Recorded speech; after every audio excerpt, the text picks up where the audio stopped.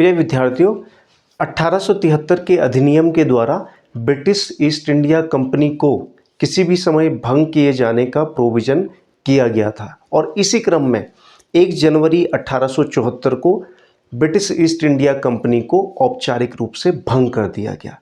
अब इसके बाद जो महत्वपूर्ण अधिनियम आया संवैधानिक विकास, भारत में संवैधानिक विकास के इतिहास के क्रम में, वो आया शाही उपाधि अधिनियम। ध्यान रखें, सीधे एग्जाम में पूछा भी जाता।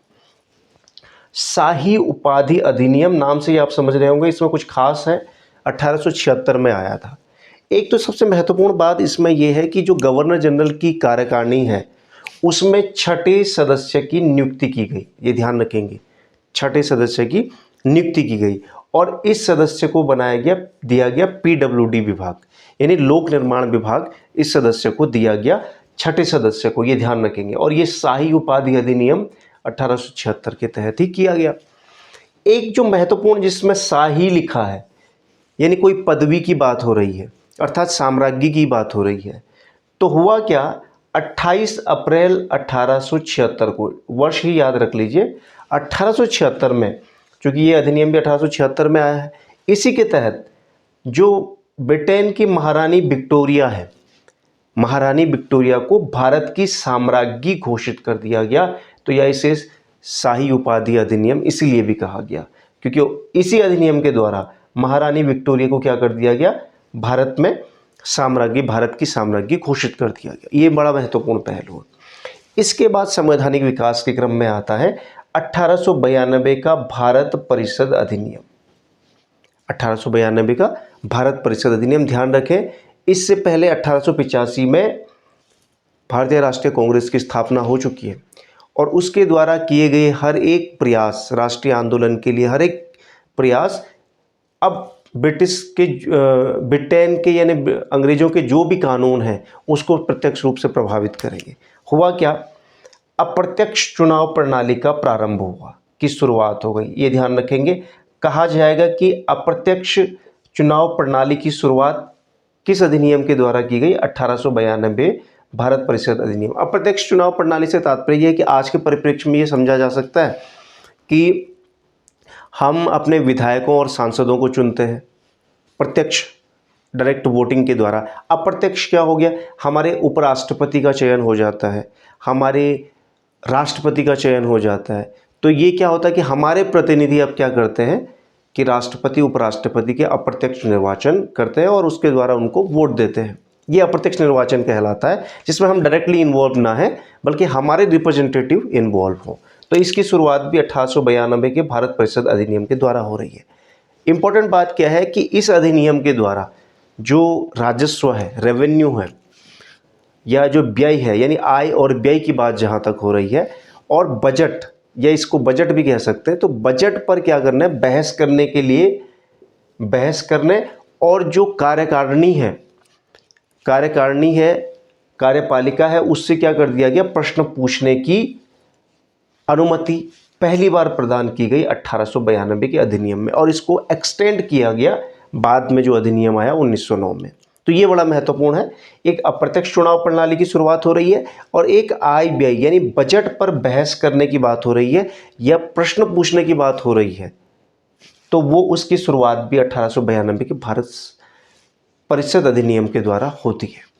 आगे बढ़ते हैं, सबसे महत्वपूर्ण अब शुरुआत होती है 1909 का भारत परिषद अधिनियम। ध्यान रखेंगे कि इस अधिनियम को मार्ले मिंटो सुधार अधिनियम भी कहते हैं। ये ध्यान रखेंगे, मार्ले मिंटो सुधार अधिनियम, या सुधार इतना भी काफ़ी है।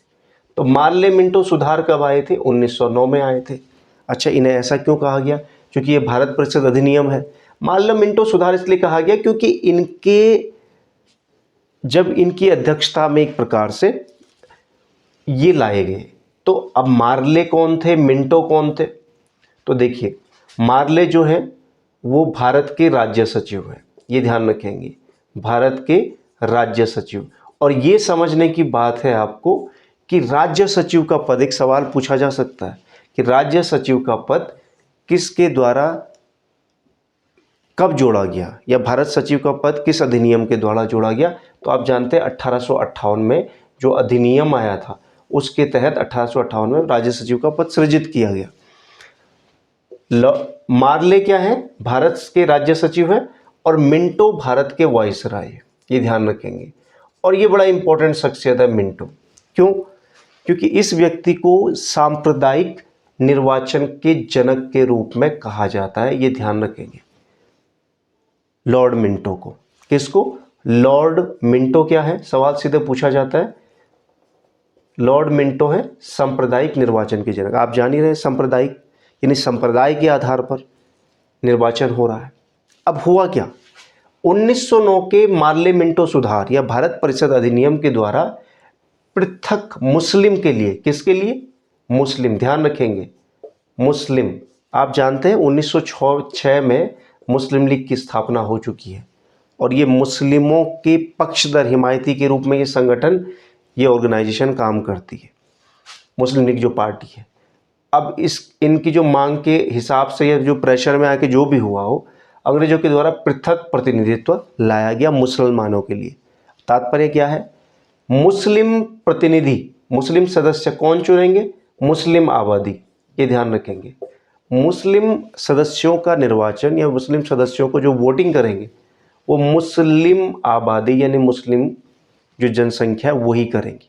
ये बड़ा इंपॉर्टेंट है, इसीलिए इसको सांप्रदायिक, एक तरीके से सांप्रदायिक की यहाँ पे बिगुल बच चुका है सांप्रदायिक निर्वाचन का।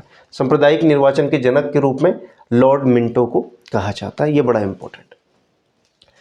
नेक्स्ट बात कि जो भारतीयों को भारत सचिव, देखो ध्यान रखो, भारत के राज्य सचिव मार्ले हैं इस वक्त, लेकिन इसमें एक प्रोविजन किया गया कि भारतीयों को भारत के राज्य सचिव, अभी ये भारतीय भी यहाँ पे नियुक्त हो सकते हैं, और कार्यकारिणी परिषद में क्या नियुक्ति पा सकते हैं, गवर्नर जनरल की कार्यकारिणी परिषद में नियुक्ति पा सकते हैं। ये प्रोविजन यहाँ पे किया गया, ये बड़ा इंपॉर्टेंट, क्योंकि राष्ट्रीय आंदोलन अब धीरे धीरे गति पकड़ने लग गया था, जिसका प्रभाव सीधे आप इन अधिनियमों पर समझ सकते हैं।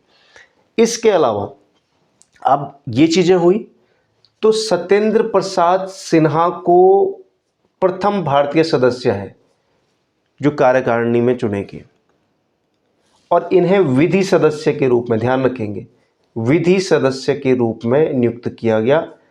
प्रथम भारतीय सदस्य हैं जो क्या होते हैं, कार्यकारिणी में नियुक्त होते हैं अंग्रेजों की, अंग्रेजी शासन में।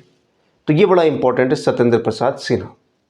इसके अलावा presidency corporation, chambers of commerce, विश्वविद्यालयों, जमींदारों के लिए पृथक प्रतिनिधित्व का भी प्रोविजन किया गया, ये भी बड़ा इंपॉर्टेंट। इसके बाद